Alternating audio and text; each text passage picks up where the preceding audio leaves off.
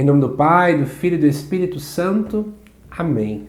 Amados irmãos e irmãs, é com muita alegria que nós estamos aqui para juntos estudar e meditar a primeira leitura que a igreja nos apresenta para este quarto domingo da quaresma do ano B. Peço desculpa se minha voz está aí um pouco fanha, tá certo?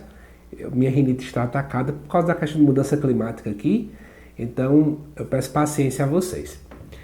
A primeira leitura deste domingo se encontra lá no segundo livro de Crônicas, no capítulo 36. Eu particularmente já quero dizer, já de antemão, que esse texto para mim ele é magnífico.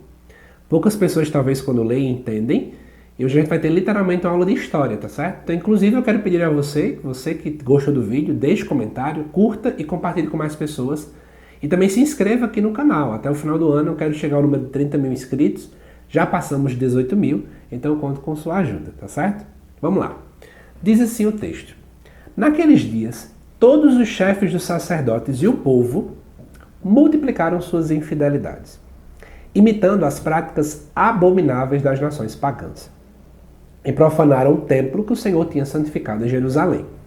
Ora, o Senhor Deus de seus pais dirigia-lhes frequentemente a palavra por meio de seus mensageiros, admoestando-os com solicitude todos os dias, porque tinha compaixão do seu povo e da sua própria casa.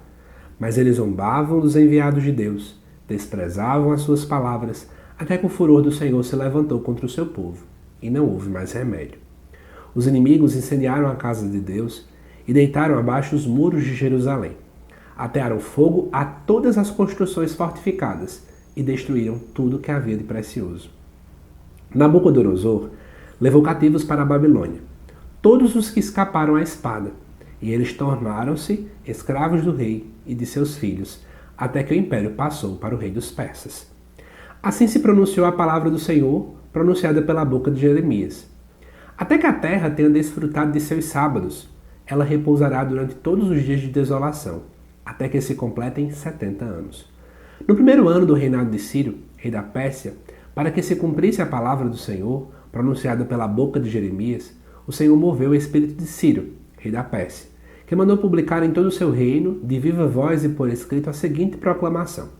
Assim fala Ciro, rei da Pérsia, o Senhor, Deus do céu, deu-me todos os reinos da terra, e encarregou-me de lhe construir um templo em Jerusalém, que está no país de Judá.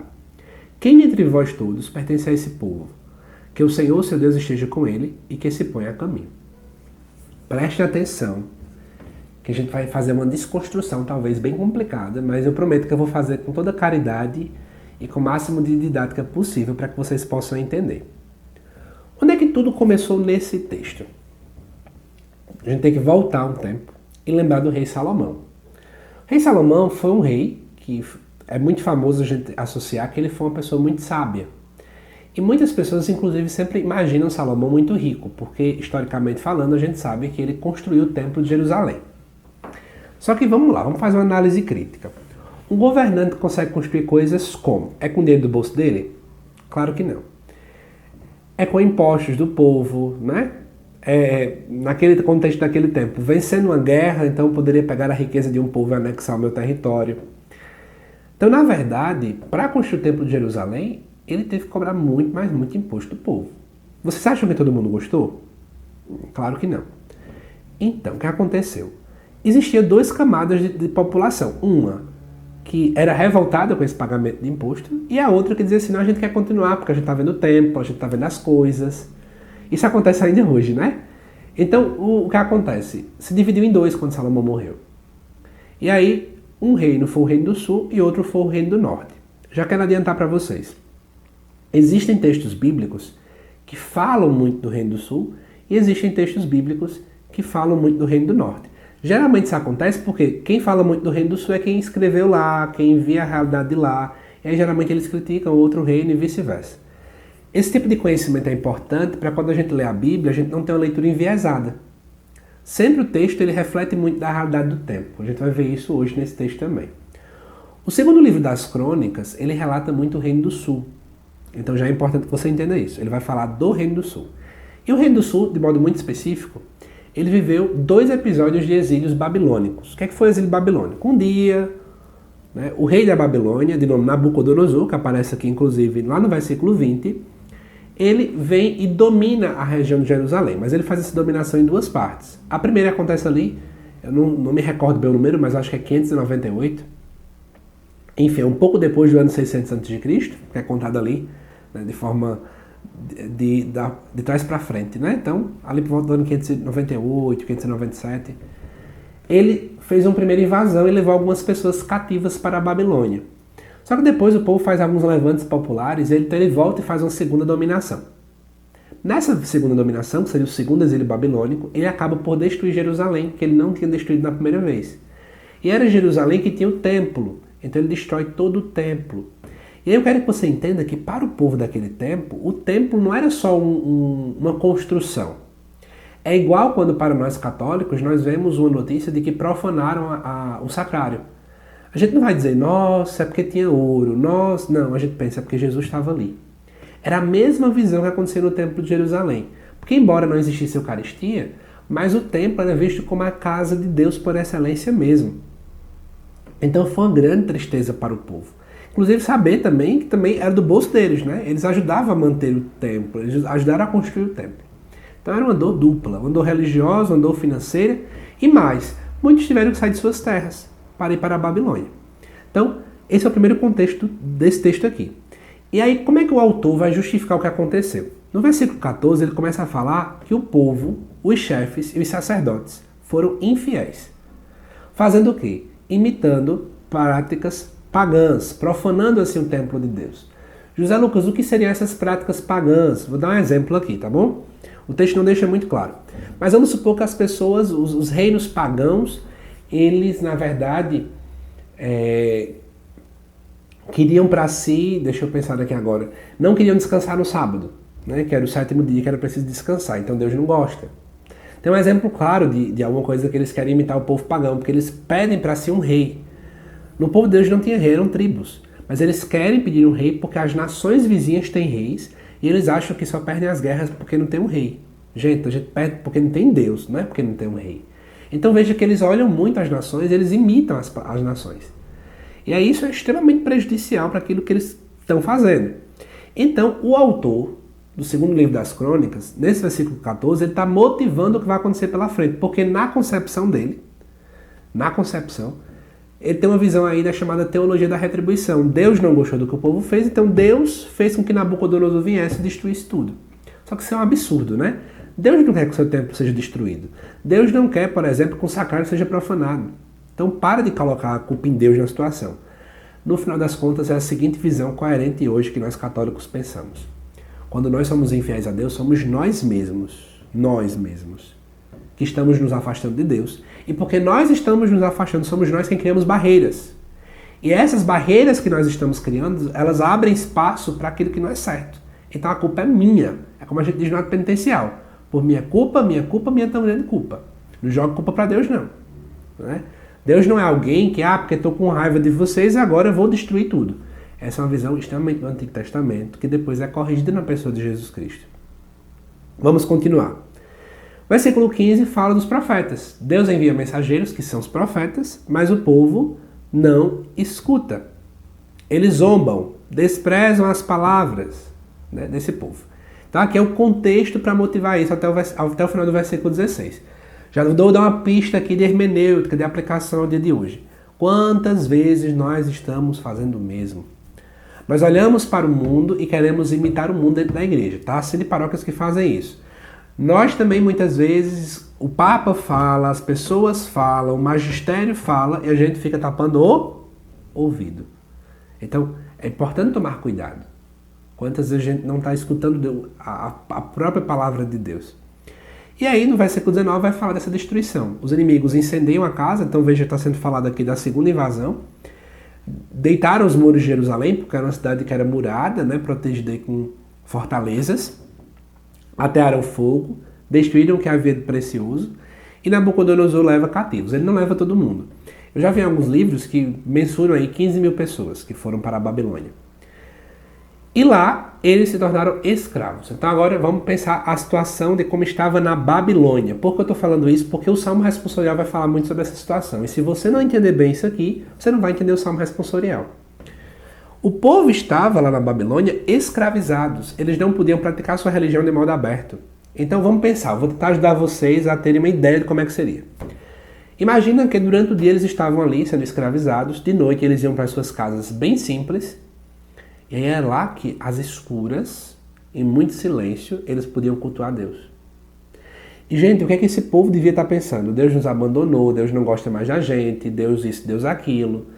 Então era uma visão bem delicada que eles estavam vivenciando, tá bom? Então eu quero que você sinta a dor do coração desse povo. O povo sentia que Deus os havia abandonado, os havia esquecido. É isso mesmo que eles estavam sentindo. Só que, ainda no versículo 20 fala que até que o império passou para o rei dos persas. O que aconteceu? O império babilônico perdeu para os persas. E o rei persa era o rei Ciro. Como é que era o rei Ciro? Antes de a gente ir para o texto, deixa eu explicar para vocês como é que o rei Ciro fez.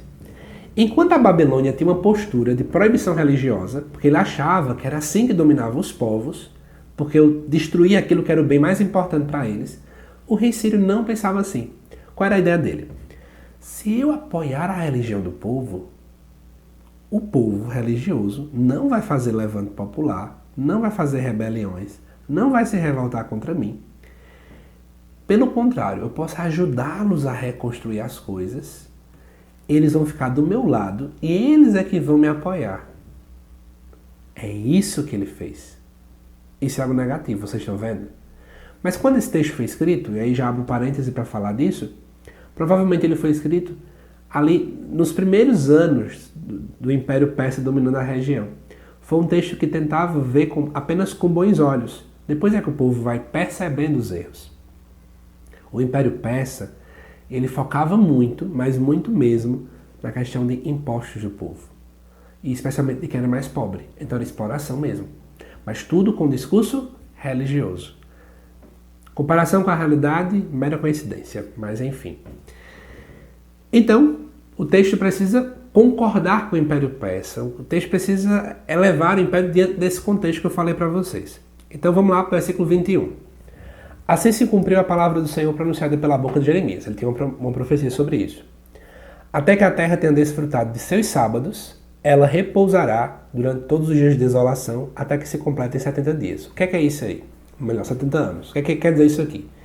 Existe uma lei, né? Vamos lá. Lá no Gênesis, falava da questão do descanso sabático. No dia de sábado, Deus descansou.